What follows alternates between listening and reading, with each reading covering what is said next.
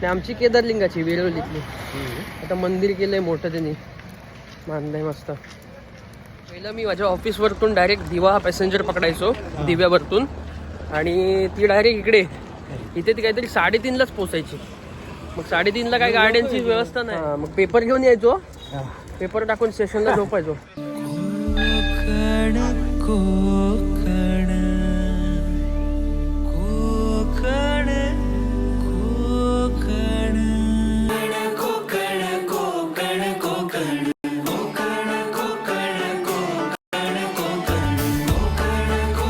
नमस्कार मित्रांनो, स्वागत आहे तुमचं आजच्या या कोऱ्या करकरीत ब्लॉगमध्ये. मी जातोय माझ्या गावी कोकणामध्ये आणि गर्दी बघू शकता. ऐनवेळी जनरलचं तिकीट काढून जनरल डब्यात घुसलोय आणि ही कोकणला जाणाऱ्या लोकांची स्थिती आजची.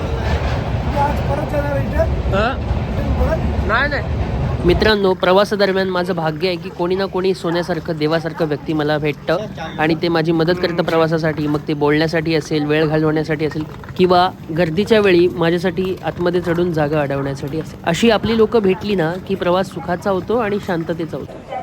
आता हे जे व्यक्ती आहेत यांच्याबरोबर माझी ओळख वसई स्टेशनला झाली आणि हे सुद्धा रत्नागिरीलाच जाते.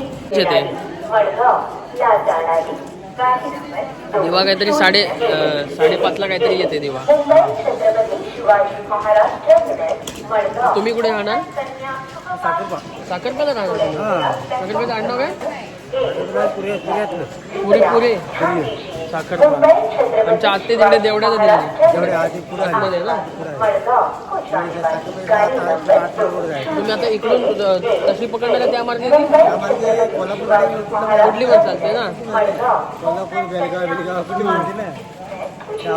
ते बरं पडतंय.